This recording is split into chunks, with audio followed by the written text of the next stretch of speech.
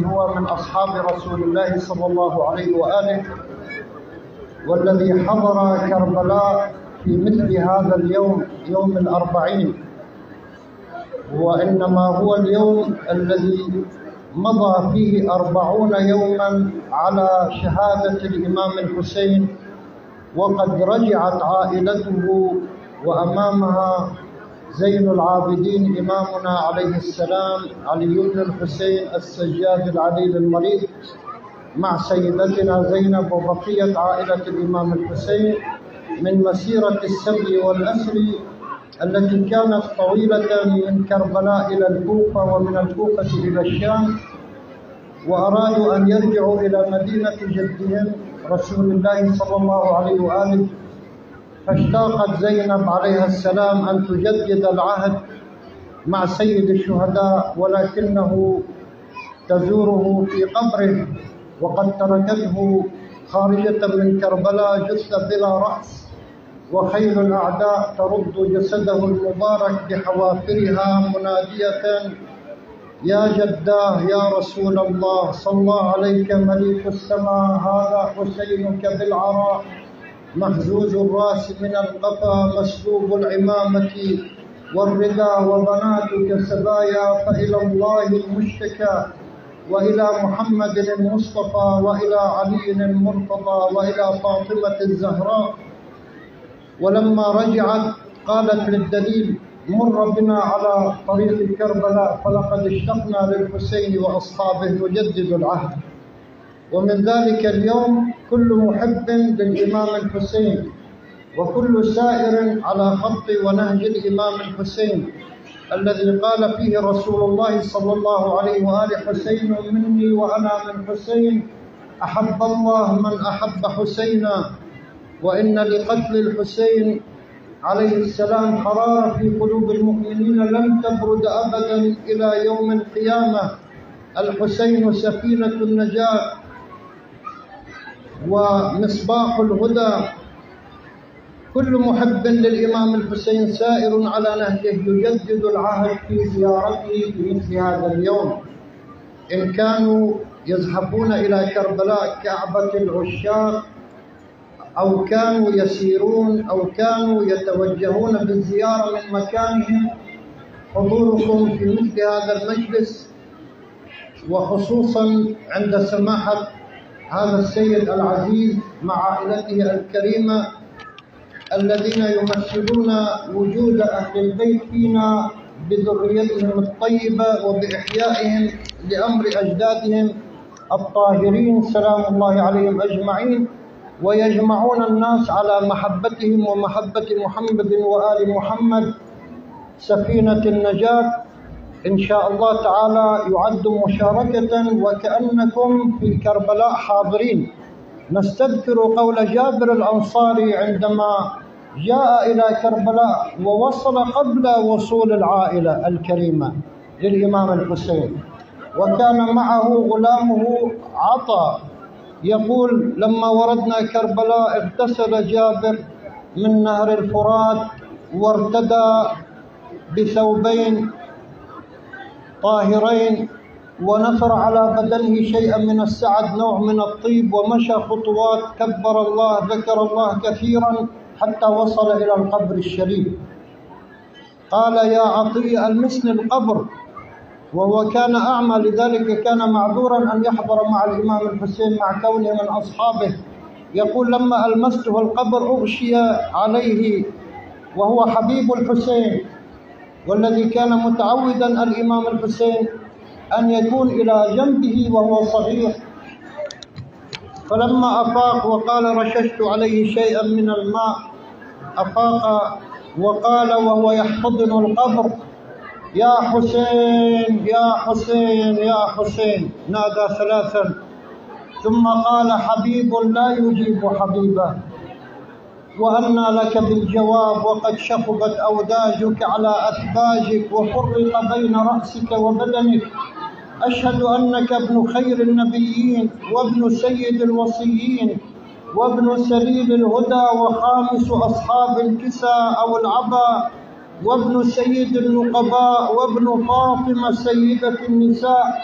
فطبت حيا وطبت ميتا، غير أن قلوب المؤمنين غير طيبة بفراقك ولا شاك في حياتك، فعليك سلام الله ورضوانه وتحياته.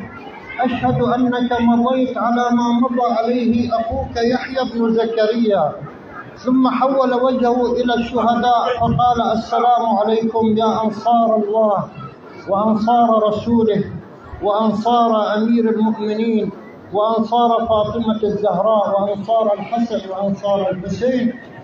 أشهد أنكم قد أقمتم الصلاة وآتيتم الزكاة وأمرتم بالمعروف ونهيتم عن المنكر. ثم قال: أشهد أني كنت معكم أقاتل معكم أضرب معكم.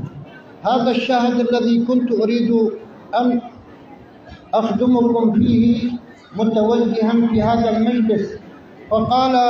عطية أو عطى غلامه قال: يا جابر كيف تقول هذا ونحن لم نكن مع القوم؟ أنت لم تكن حاضرا في كربلاء، لم نضرب مع القوم بسيف ولم نطعن برمح ولم نهبط واديا ولم نعلو جبلا، والقوم قد فرق بين أبدانهم ورؤوسهم وأوتمت الأولاد وأرملت الأزواج. فقال: يا عطية سمعت حبيبي رسول الله صلى الله عليه وآله يقول: من أحب قوما حشر معهم ومن أحب عمل قوم أشرك في عملهم. أشهد أني على ما مضى عليه الحسين وأصحابه، ولذلك نحن معهم إن شاء الله، معكم لا مع عدوكم. كنا حاضرين معهم في كربلاء لأن قلوبنا معهم، وكنا حاضرين معهم في شهادتهم، وإن شاء الله نحشر في زمرتهم لأننا على نهجهم إن شاء الله. نسأل الله عز وجل القبول، وعظم الله أجورنا وأجوركم. والسلام عليكم ورحمة الله تعالى وبركاته.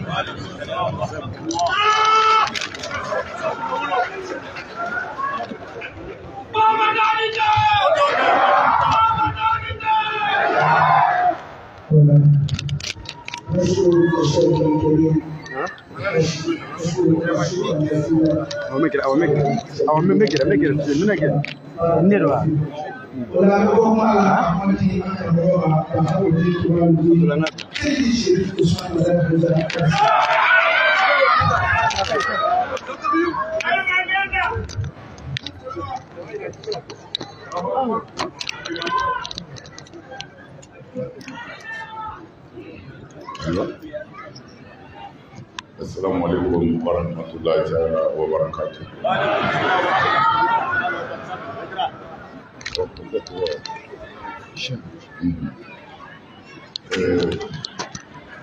Sindi kɔfɛ ni setigi Ala tɔgɔ barika ma. An sɔlilen kɔ an ka kiraba kan Muhammad sallallahu alaihi wa sallam. Ani an sɔlilen kɔ a sɔlilen salimanw kan. An ka sahaba ɲumanw. An b'an ka foli ɲɛsin nabaga bɛɛ ma. Mɔgɔ minnu y'u ka baara bila nin waati na. Ka na nin kɛnɛ in kan. Minnu bɔra dugu wɛrɛw la. Minnu bɔra jamana wɛrɛw la. Mɔgɔ siri yɛrɛ se nin kɛnɛ in kan. Ala tɔgɔ la ani kira bɔnnaw tɔgɔ la. An ka foli b'u bɛɛ ye. Minnu ye musakaw k'a la. A kɛra ka nafolo bɔ ka don a la. Dɔw ye misiw di. Dɔw ye fɛn camanw di.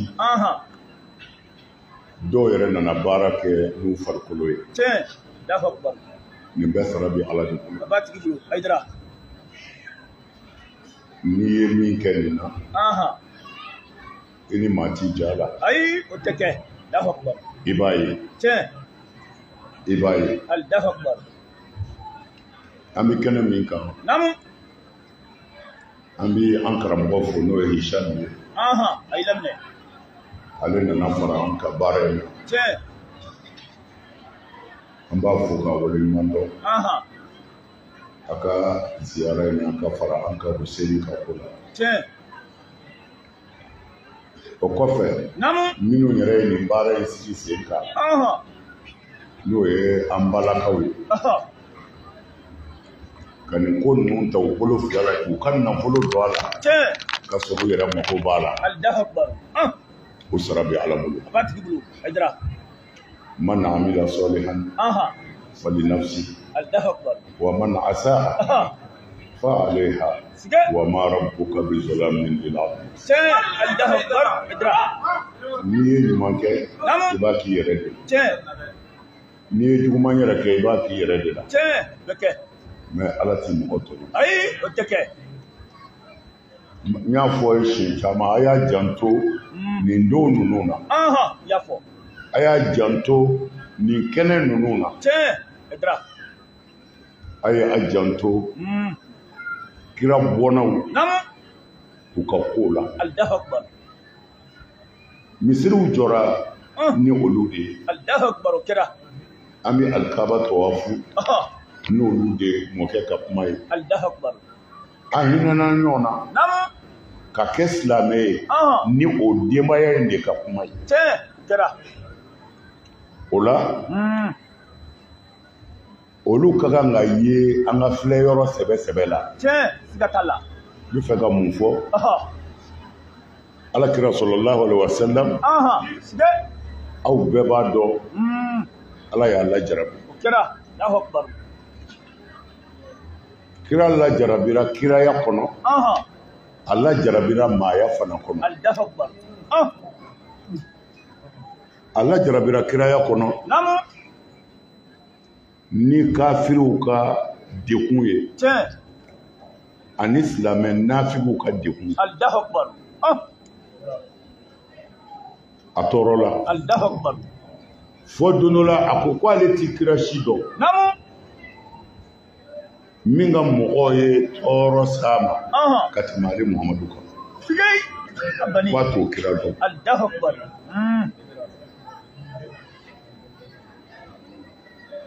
kɛlɛw la a ɲiw karila k'a yɛrɛ bugɔ fo k'a blessé k'a ɲi kari o kɛra kɛlɛw la a dungɔmɔgɔw a bɛ minnu fɛ a nin na n'u y'a dɛmɛ sɛbɛ la kɛlɛw la olu sara ni mɔgɔ ka jigilama tora kɛlɛ la a bɛ ko dɔ da ni kan o la n y'a fɔ a ye kira lajarabira kiraya kɔnɔ a lajarabira mɔgɔya kɔnɔ mɔgɔya kɔnɔ ye mun ye Ala ye den o den don a garisɛgɛ la n'a ka kan ka nisɔndiya ni o denw ye Ala sɔnna k'o bɛɛ minɛ a yɛrɛ ɲɛnama ɲɛ na ale yɛrɛ bolo de ye a denw su don fɔ denmuso kelen Fatima Zahara den 7 a bɛɛ sara kira yɛrɛ ɲɛ na fɔ kelen maaya la ni minnu ye wolo kɛ n'u y'o jate minɛ a bɛ ni degun n fɛ k'a fɔ kira sɛgɛnna fan fila bɛɛ fɛ fan fila bɛɛ fɛ o la anw y'o de ka sira minɛ ko Ala ko ten a lajarabira denko la mais Fatima Zahara o nana den dɔw sɔrɔ komi a b'a kalama cogo min na n'o ye Hasan ni Husaini ye ani caman wɛrɛw mais Hasan ni Husaini olu de kɔrɔbayara ɲɛ na dɔɔnin denmisɛnnin minnu a k'u ma aw ma se baya kɛ ye dɛ aw ma se baya kɛli ye nka ne t'i fɛ ka segin Ala ma k'a sɔrɔ aw ma baya kɛ hali n'a ma se a ye baya kɛ n bolo k'a sɔrɔ aw si ma se Alakira sallallahu alaihi wasallam a ye baya di Hasan ni Husaini ma k'a sɔrɔ u ka dɔgɔ kojugu o bɛ jɔyɔrɔ dɔ yira aw la baya ko la Mati. Ayi. O Hassan ni Husaini olu de kɛra kira ɲɛnajɛlaw ye. Tiɲɛ. Abdulahi ibn Abbas b'a lakale a ko wala ale hakili b'a la. Siga. Don dɔ la Madina bɔlɔnfilancɛ la. Hassan ni Husaini kira nan'u sɔrɔ denmisɛnw fɛ tulonkɛ la. Kira fana ye tulo k'u fɛ sallallahu alaihi wasallam. K'a ye Hassan ni Husaini u bɛ gabakuru ta ka fili kira ma. Sallallahu alaihi wasallam kira bi boli u nɔfɛ Madina kare kɔnɔ. U bɛ kira kɛrɛ kira bi boli u nɔfɛ. O bɛ kɛ. A ko a y'a ye kira bɛ ka seli ni silamɛw ye. Hassan ni Husaini nan'i sigi a kan kan. A kɛlen ka sujudu kɛ. K'a tora ten. Fo silamɛ bɛɛ kamana gɔnna a tɛ turulen ma wuli ni mɔgɔw ye fiyewu. Mɔgɔw kɔrɔtɔra mais mɔgɔ caman y'a miiri o wahayu de bɛ ka jigin a kan ko a bɛ sɔrɔ Jibirila bɛ ka kuma a fɛ mais a ye denmisɛnnin ninnu to yen f'u jiginna o jiginnen a wulila ni silamɛw ye seli bannen o y'a ɲininka ko wahayu kun bɛ na ko la ko wahayu kun tɛna ko denmisɛnnin ninnu de yɛlɛnna n kan kan n y'u kɔnɔ f'u ka jigin aw ka nin hinɛ lajɛ bani aw ka nin kanu lajɛ alors aw ka kira ye mɔgɔ minnu kanu tan ka se nin degré ma fo don dɔ la su fɛ kira wulila ka taa Seydina Ali ka da kɔngɔ k'a tulo bɛ Hasanu kasikan na a ko a denmuso ma a ko i den kasika a bɛ ne dɛsɛ ka sun billahi aliyul azim i den kasikan a bɛ ne dɛsɛ ka sun n bɛ fɛ a ka min faamu dɔrɔn an bɛ diinɛ min na ko Mamadu nana n'a ye an jigi bɛ soronnali min ka lahara ko kira de b'an soronna an kan k'an kɔlɔsi o kira kɛra fɛn minnu fɛ o kira y'a bolo fila don fɛn minnu na o man ka bi an yɛrɛ bolo yan n'o tɛ an ti kira sɔrɔ ɲumanya la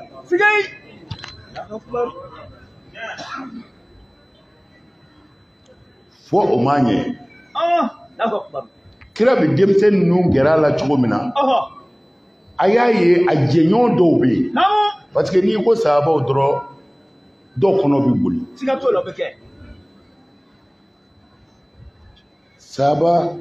sahaba ye mɔgɔ minnu tubira ka tugu kira la kira yɛrɛ balolen que ça soit u gɛrɛla a la walima u ma gɛrɛ a la u y'a ye u tubira tile la wa u ɲɛ dara a kan a bɛ fɔ o de ma sahaba mais i k'a dɔn o mɔgɔ ninnu na nafigi yɛrɛw de tun b'u la f'u ka sura nana d'a ma n'i ye kuranɛ lajɛ nafigiw ka sura bɛ yen nafigiw ka sura jiginna jeli kan Alakira o y'a sɔrɔ anw bɛ yen wa o tuma na ja nafigi finmanw tun b'a jɛ ɲɔgɔn na jɛɲɔgɔnjuguw tun b'a nɔfɛ cɛnnikɛla hasidiw tun bɛ Alakira nɔfɛ sallallahu ta'ala alaihi wa sallam kuranɛ ye Alakira ye nafigi 12 fɔ kɛnɛjala kan Ala ko n ye minnu f'u ye mais dɔw bɛ yen n bɛ n da de o kan a bɛɛ ma fɔ a ye nafigiw caman tun bɛ yen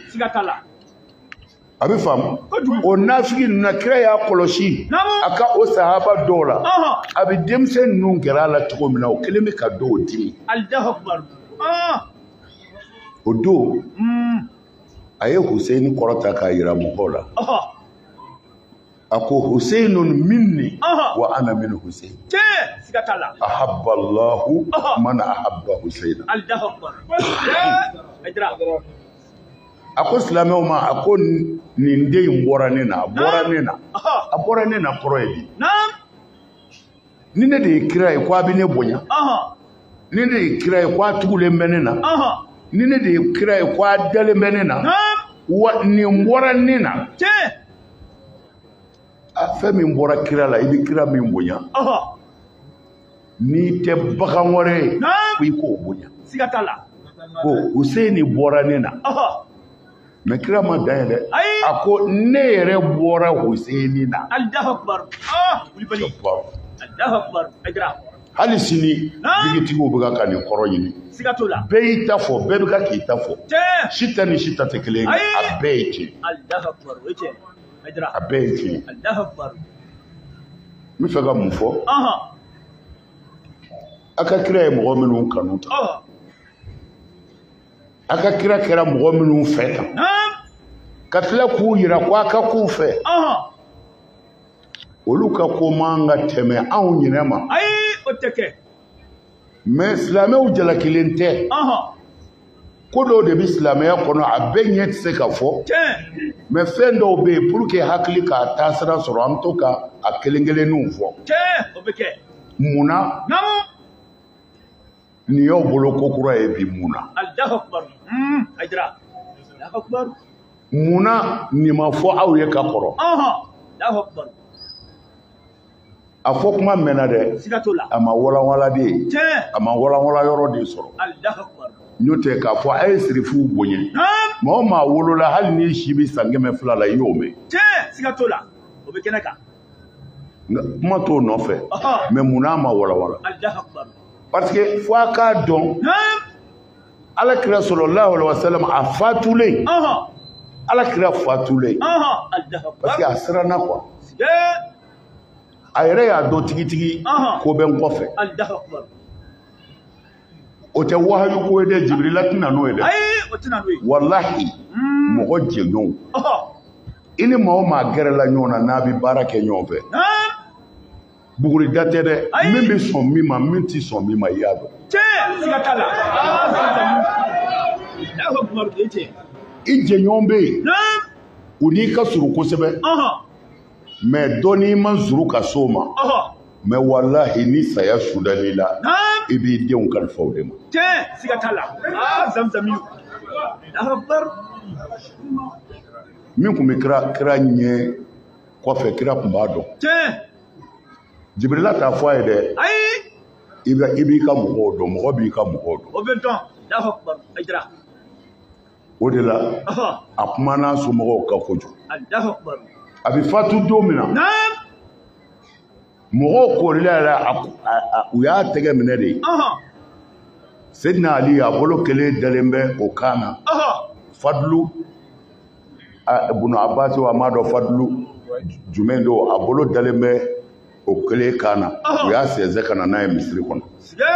o y'a sɔrɔ bana degunna a tɛ se ka jɔ a sen kan bilen se ka jɔ a sen kan bilen nin b'an bɛɛ ɲɛ oui n'i m'a to tile fɛ i b'a to su fɛ kullu man alayha wa yabqa zil jalali wal ikram a non ko bi ban an bɛ dugawu kɛ min